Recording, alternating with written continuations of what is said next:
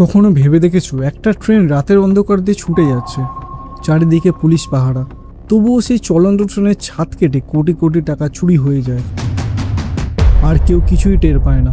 রাত ঠিক 9টায় সেলাম railway station থেকে একটা প্যাসেঞ্জার ট্রেন ধীরে ধীরে গতি নিতে শুরু করে। নাম 11066 সেলাম চেন্নাই এক্সপ্রেস। সাধারণ যাত্রীদের জন্য এটা একদম সাধারণ রাত ছিল, কিন্তু এই ট্রেনের সাথে দুটো সিল করা কোচের ভিতরে এমন কিছু ছিল যার দাম পুরো শহরকে কাঁপিয়ে দিতে পারে।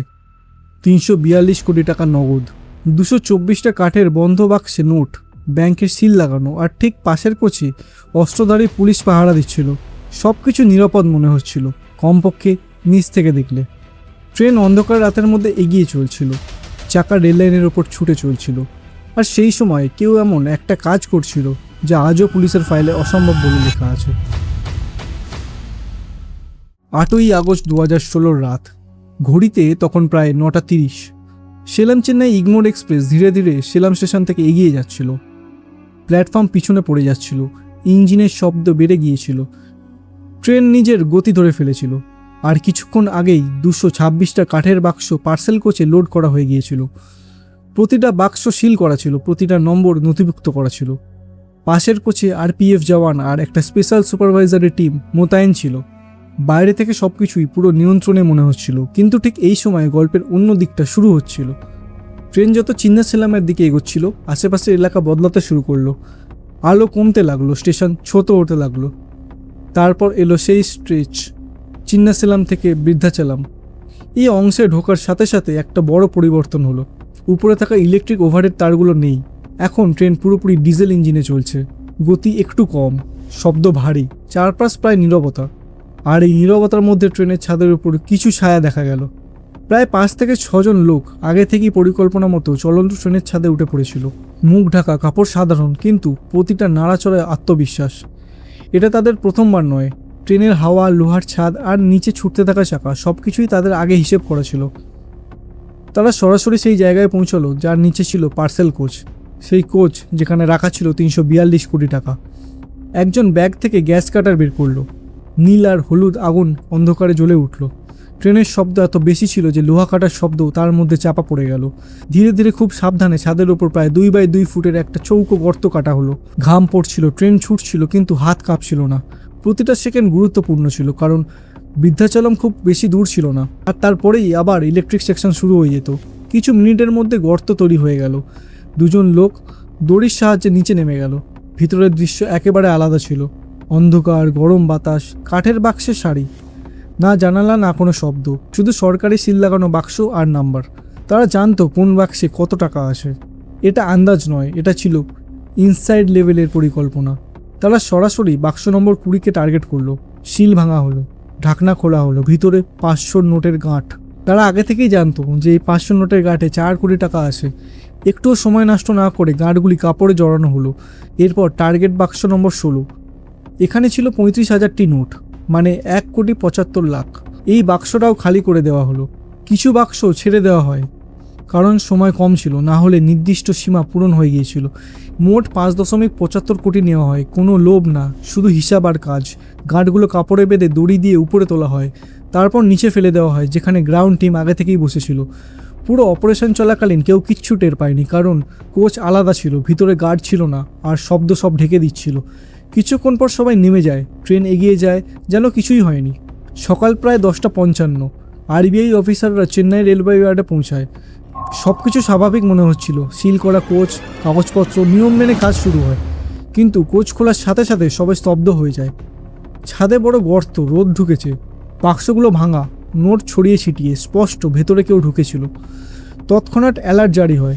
পুলিশ, আরপিএফ, প্রশাসন সবাইকে সক্রিয় করা হয়। পুরো ইয়ার্ড সিল করা হয়। তারপর শুরু হয় হিসাব। 4টে বাক্স হাত দেওয়া হয়েছে, 2টো পুরো খালি, 2টো আংশিক। মোট 5.75 কোটি উধাও। ফরেন্সিক টিম আসে, ফিঙ্গারপ্রিন্ট এবং রক্তের নমুনা পায়, কিন্তু ডেটাবেসে কোনো ম্যাচ মেলে না। তদন্ত শুরু হলেও প্রথম ধাক্কাতেই পরিষ্কার হয়ে যায় এটা কোনো সহজ কেস নয়। আগস্ট 2016 সেই ঘটনার পর তদন্ত শুরু হয় পুরো জোরে। প্রথমে মনে করা হয়েছিল এই কেস খুব দ্রুত সলভ হয়ে যাবে, কারণ ফিঙ্গারপ্রিন্ট, রক্তের নমুনা আর সিসিটিভি ফুটেজ সব কিছুই ছিল। কিন্তু কয়েক সপ্তাহের মধ্যে বোঝা গেল ব্যাপারটা এতটা সহজ নয়। ফিঙ্গারপ্রিন্ট আর ব্লাড স্যাম্পেল যখন ন্যাশনাল ডেটাবেসে চেক করা হয়, কোনো ম্যাচ পাওয়া গেল না। যেন এই লোকগুলো কখনো কোনো রেকর্ডেই ছিল না। সিসিটিভিতেও বিশেষ কিছু ধরা পড়েনি। সন্দেহজনকের মুখগুলো হয় ক্যামেরা এড়িয়ে গেছে, না হলে মুখ ঢেকে রেখেছিল। যে এলাকায় আসল ঘটনা ঘটেছিল সেটা ছিল নন ইলেকট্রিফাইড গ্রামীণ এলাকা, আর রাতের বেলা, যেখানে কোনো প্রত্যক্ষদর্শী ছিল না। ফলে তদন্তকারীদের জন্য এটা প্রায় অন্ধকারে পাথর খোঁজার মতন হয়ে যায়। এই চাপের মধ্যে রেলওয়ে পুলিশ, আরপিএফ এবং তামিলনাড়ু পুলিশ মিলে 7টা স্পেশাল ইনভেস্টিগেশন টিম তৈরি করে। প্রতিটা টিমকে আলাদা দিক দেওয়া হয়। Forensic, CCTV, local intelligence, criminal network, সব দিকেই খোঁজ শুরু হয়। প্রথম বছরে তদন্ত ঠিক 3টে প্রধান ভিত্তির মধ্যে ঘুরতে থাকে। প্রথম, ইনসাইড জব, সিকিউরিটি স্টাফদের জেরা করা হয় কিন্তু কোনো প্রমাণ পাওয়া যায় না। দ্বিতীয়, লোকাল গ্যাং, কিন্তু এমন স্কিল কোনো লোকাল গ্যাংয়ের সাথে মেলে না। তৃতীয়ত, প্রফেশনাল ইন্টারেস্টেড গ্যাং, কিন্তু এমন ঘটনার আগেও কোনো রেকর্ড ছিল না। 2016 শেষের দিকে পরিষ্কার হয়ে যায় যে কেসটা ধীরে ধীরে ঠান্ডা হয়ে যাচ্ছে। তখন কেসটা সিবিসিআইডির হাতে তুলে দেওয়া হয়। নতুন টিম, নতুন নেতৃত্ব। তারা পুরনো সব ফাইল আবার খোলে, নতুনভাবে তদন্ত শুরু করে। 2017 শেষে তারা একটা বড় সিদ্ধান্ত নেয়, শুধু ফরেন্সিক দিয়ে এই কেস সলভ হবে না, অন্য পথ নিতে হবে। 2018 আগস্ট সেপ্টেম্বর মাসে অবশেষে তদন্তর বড় পরিবর্তন আসে। সেল টাওয়ারের ডেটা আর জিও স্পেশাল ম্যাপিং একসাথে বিশ্লেষণ করা হয়। তখন দেখা যায় প্রায় 50 থেকে 60টা মোবাইল নম্বর সেই রাতে ট্রেনের সাথে একসাথে মুভ করছিল। এই নাম্বারগুলো এলোমেলো ছিল না, বরং একদম পরিকল্পনা অনুযায়ী চলছিল। যখন এগুলোকে ক্রিমিনাল ডেটাবেসে চেক করা হয়, তখন কিছু নাম বারবার সামনে আসে। পারদি কমিউনিটি, রতলাম আর গুনা, মধ্যপ্রদেশ। ধীরে ধীরে নামগুলো সামনে আসে। দীনেশ বানে সিং পারদি, রোহন পারদি এবং আরও কয়েকজন। প্রথমবার তদন্তকারীরা শুধু লোকেশন নয়, আসল মানুষদের চিহ্নিত করতে পারে। আর একটা নাম বিশেষভাবে সামনে আসে, মোহর সিং। সে চম্বল এলাকার কুখ্যাত ডাকাত, যার বিরুদ্ধে শত শত কেস ছিল। 13ই অক্টোবর 2018-তে দীনেশ আর রোহানকে গ্রেফতার করা হয়। জেরা চলতে থাকে আর ধীরে ধীরে পুরো পরিকল্পনা সামনে আসে। তারা জানায় মোট 5 থেকে 6 জন ছাদের উপরে ছিল এবং 2 জন ভিতরে নেমেছিল। পুরো রুট আগে থেকে রেকি করা হয়েছিল, বিশেষ করে সেই অংশ যেখানে ইলেকট্রিফিকেশন ছিল না। সবচেয়ে গুরুত্বপূর্ণ বিষয়, তারা জানতো কোন বাক্সে কত টাকা আছে। তারা নির্দিষ্টভাবে বাক্স 20 আর বাক্স 16কে টার্গেট করেছিল। এতে স্পষ্ট হয়ে যায় ভিতরের তথ্য কোথাও থেকে ফাঁস হয়েছিল, যদিও সেটা প্রমাণ করা যায়নি। সবচেয়ে বড় বিষয় ছিল সীমা। তারা জানতো কত সময় আছে, কত ওজন নিতে পারে, আর তারা 342 কোটির মধ্যে থেকে শুধু 5.75 কোটি নিয়ে পালায়। 30 অক্টোবর 2018-র মধ্যে পুরো গ্যাং ধরা পড়ে। সবার বয়ান মিলতে থাকে আর তদন্তকারীরা নিশ্চিত হয় কেস সলভ। গ্রেপ্তারের পর শুরু হয় আইনি প্রক্রিয়া। বিভিন্ন ধারায় মামলা করা হয়। ডাকাতি, ষড়যন্ত্র, রেল সম্পত্তির ক্ষতি।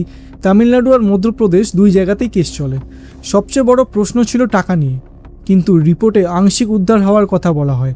কিন্তু পুরো 5.75 কোটি ফিরে এসেছে এমন কোনো নিশ্চিত তথ্য নেই, কারণ এই টাকা ছিল ক্যাশ এবং সোয়েল্ড নোট, যা ট্র্যাক করা খুব কঠিন। ফলে আজও প্রশ্ন রয়ে গেছে, কত টাকা সত্যিই উদ্ধার হয়েছিল। এই ঘটনার পরে রেলওয়ে আর আরপিএফ তাদের সিকিউরিটি সিস্টেমে বড় পরিবর্তন আনে। কোচের ভিতরে গার্ড, সিসিটিভি, জিপিএস ট্র্যাকিং, এসবের ব্যবস্থা ধীরে ধীরে চালু হয়। রুট অ্যানালাইসিস, ঝুঁকিপূর্ণ এলাকায় বাড়তি নজরদারি, সব কিছুই এই কেস থেকে শেখা। শেষে একটা কথা পরিষ্কার, পারফেক্ট ক্রাইম বলে কিছু নেই। সময় লাগতে পারে, কেস ঠান্ডাও হয়ে যেতে পারে, কিন্তু ধৈর্য আর সঠিক সম্মায়ন থাকলে সত্য একদিন বেরিয়ে আসে। অপরাধী যতই চালাক হোক, সিস্টেম শিখে যায়, আর যখন সিস্টেম শেখে তখন দেরিতে হলেও উত্তর পাওয়া যায়। বন্ধুরা, ঘটনাটি তোমাদের কেমন লাগলো আমাকে কমেন্ট বক্সে অবশ্যই জানিও। আমি অপেক্ষায় থাকবো তোমাদের কমেন্টসের জন্য। আর ভিডিও বানাতে খুব খুব পরিশ্রম লাগে বস। একটা লাইক আর একটা সাবস্ক্রাইব যদি করে দিয়ে যাও তো আমি খুব বেশি মোটিভেট হব। চলো, দেখা হচ্ছে পরের ভিডিওতে।